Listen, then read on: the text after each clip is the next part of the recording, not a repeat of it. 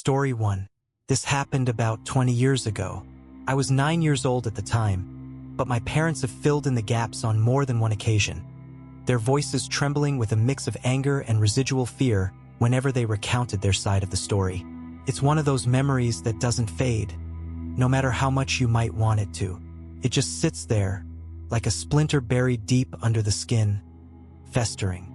My parents are both biologists. They met at work, and from there it was history. The place where they worked was a government building, one of those hulking, bureaucratic monoliths that seemed to have been built to intimidate rather than inspire. It was dedicated to biology research, the kind of research that fed into environmental protection laws and other public-facing projects. The building itself was a relic, a massive, labyrinthine structure that seemed to groan under its own weight. It was the kind of place where the lights flickered even on the sunniest of days, and the air always carried the faint, metallic tang of old pipes and older secrets. Because of the sensitive nature of the work, and the expensive equipment and computers housed within, the building was always guarded day and night. During the day, the security guards were mostly benign creatures, perched at the reception desk, nodding politely to employees and visitors alike. But at night, they transformed into something else entirely.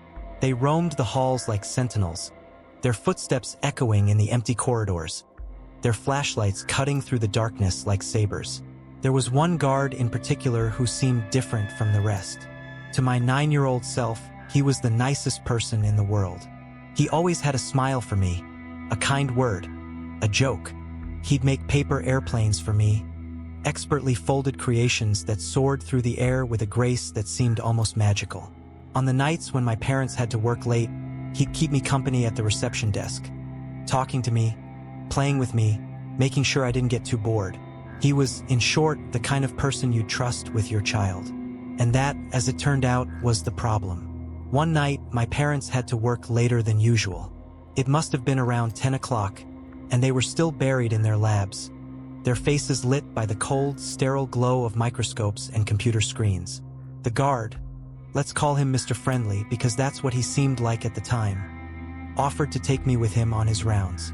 My parents, exhausted and distracted, agreed. It was, as they would later admit, the worst decision they ever made. We started on the top floor, a shadowy realm of empty offices and storage rooms. Every room was dark, the kind of dark that seems to press against your skin, and I hung back, waiting for Mr. Friendly to flip the light switches before I ventured inside. We moved methodically, room by room, floor by floor. The second floor was where my parents' offices and labs were located, a maze of glass beakers, humming extractors, and the faint, acrid smell of chemicals. The first floor was all administration, its walls adorned with maps and the glassy-eyed stares of embalmed fish mounted as decorations. It was all so normal, so mundane, that I didn't think twice when we headed down to the basement. The basement was a different story. It was colder down there, the air thick with the scent of damp concrete and something else, something I couldn't quite place. There were 2 levels, each one a warren of labs and storage rooms. Mr. Friendly's pace quickened as we moved through the first level, his flashlight beam darting ahead of us like a restless ghost. He seemed excited, almost giddy. I didn't understand why at the time, but looking back, I can see it clearly now. He was enjoying himself. We checked every room, every corner, turning the lights on as we went and off again when we left. It was a routine, a ritual, and I followed along like a good little soldier. But when we reached the last area, something changed. Mr. Friendly turned on all the lights and led me into a lab with 3 separate offices on each side. He went straight to the printer in the first office, opened it, and pulled out 2 sheets of paper. With quick, practiced movements, he folded them into paper airplanes. And then he smiled. He handed one of the planes to me and told me it was mine. Then he threw the other one across the room, the paper dart soaring through the air with that same impossible grace. I ran to retrieve it, my heart lifting with the simple joy of a child at play. And then the lights went out. I turned around, my breath catching in my throat, and saw Mr. Friendly stepping out of the lab. He closed the door behind him, and I heard the click of the lock. I ran to the door, pounding on it with my fists, screaming for him to let me out. But he didn't. Through the glass, I saw him walking away, his flashlight beam bobbing in the darkness as he disappeared around a corner. The darkness closed in around me, thick and suffocating. I balled up in a corner, my eyes wide, my heart pounding. Every shadow seemed to move. Every creak and groan of the building seemed to whisper my name. I saw things in that darkness, things that couldn't have been real: monsters, shapes, faces. But at the time, they were as real as the fear that gripped me. My parents found me hours later. They'd finished their work and gone to the lobby to pick me up, only to find Mr. Friendly sitting at the reception desk, calm as you please. When they asked where I was, he shrugged and said I must have gotten lost during the rounds. My parents, frantic with worry, searched the building from top to bottom. It was only when I saw the faint glow of their flashlight at the end of the corridor that I found the courage to stand up and start pounding on the door again. They got me out, of course. Mr. Friendly unlocked the door, his face a mask of indifference, and my parents tore into him with a fury I'd never seen before. I don't remember much of what happened after that, just the feeling of my mother's arms around me, the sound of her voice as she whispered that everything was going to be okay. I didn't sleep that night, or if I did, it was only out of sheer exhaustion. Later, we learned the truth about Mr. Friendly. He wasn't just a security guard. He was a thief, working with a group of criminals to steal computers and equipment from the building. He'd been doing it for months, maybe longer, and no one had noticed. The investigation turned up a trove of stolen goods, along with the hard drives and information he'd been selling on the black market. But that wasn't the worst part. The worst part was wondering what he'd planned to do with me that night, locking a child in a dark room, hidden away where no one would find them. That's not the behavior of someone who just wants to steal computers. I don't like to think about what might have happened if my parents hadn't found me when they did. Mr. Friendly was fired and arrested, but the damage was done.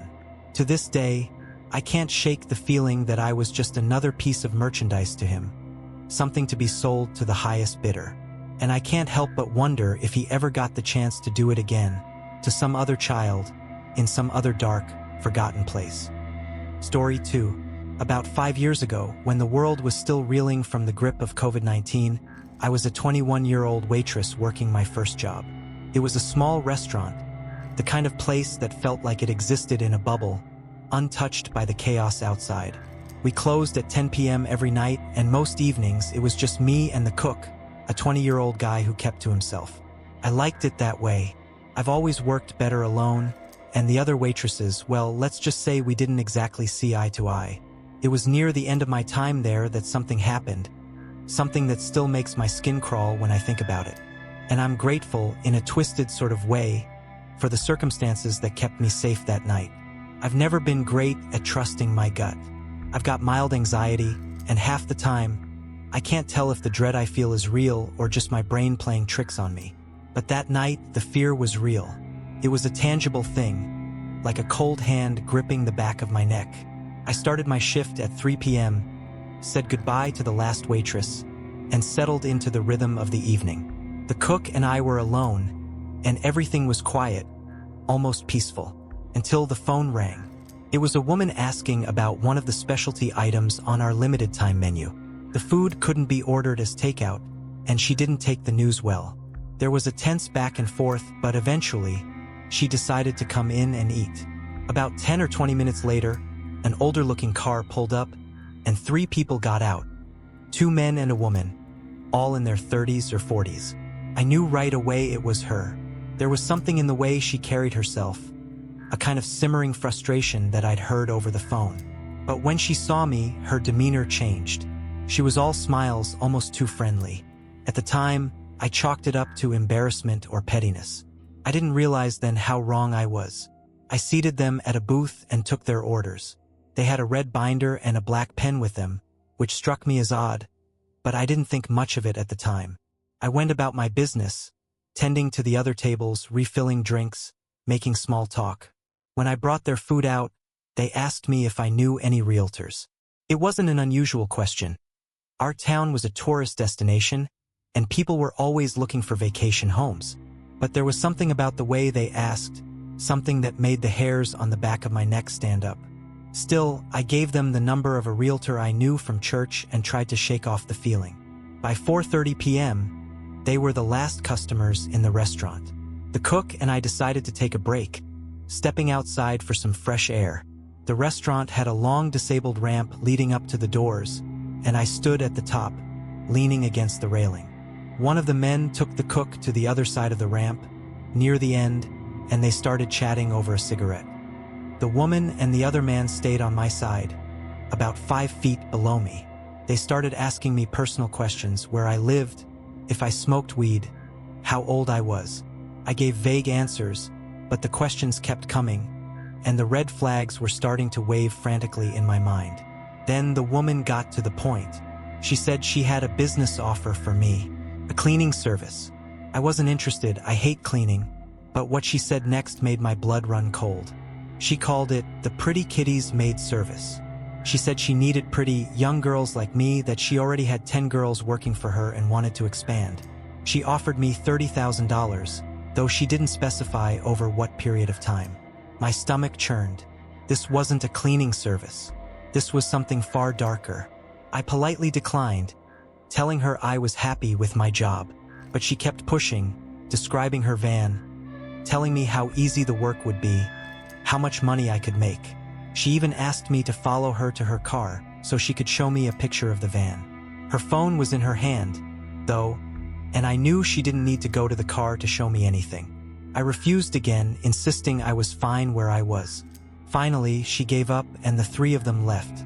I went back inside, shaken but not fully grasping the danger I'd been in. I told the cook what had happened, and he joked about how I'd be rolling in cash if I took the job. We laughed it off, but later that night, when his grandmother came to pick us up, I mentioned the interaction. Her face went pale, and she stared at me in silence. When I asked her what was wrong, she told me the truth.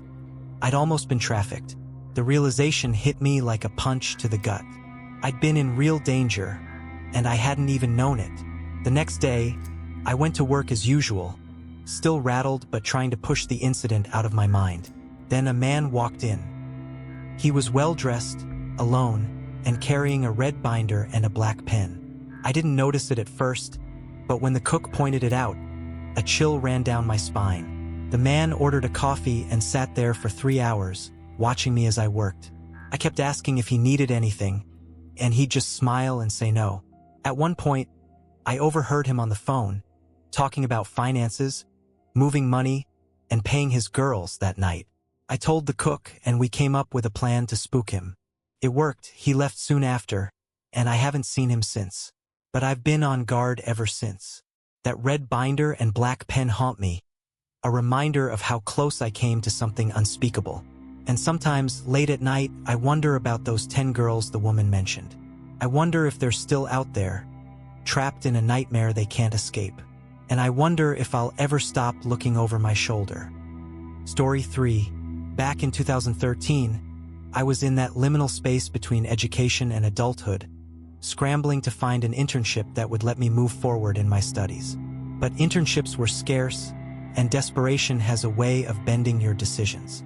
To keep food on the table, I took a job, a night shift gig driving a handicap bus. It was a taxi service for wheelchair users and others who needed assistance getting around. The bus had to be on call almost 24 hours a day, and since I've always been a night owl, I figured it was a good fit.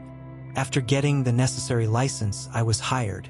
The job itself was straightforward. Pick people up, drop them off, and sometimes operate a lift to help wheelchairs navigate stairs. When there were no trips, I'd park in a designated area and wait. I quickly found a truck stop where I could park and catch some sleep between calls.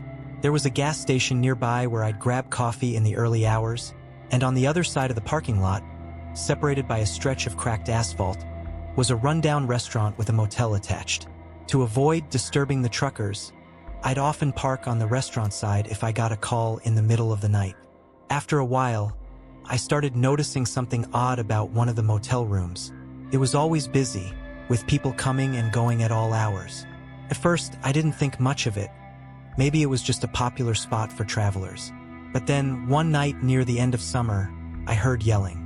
I was half asleep, the windows cracked open to let in the cool night air, when the sound jolted me awake.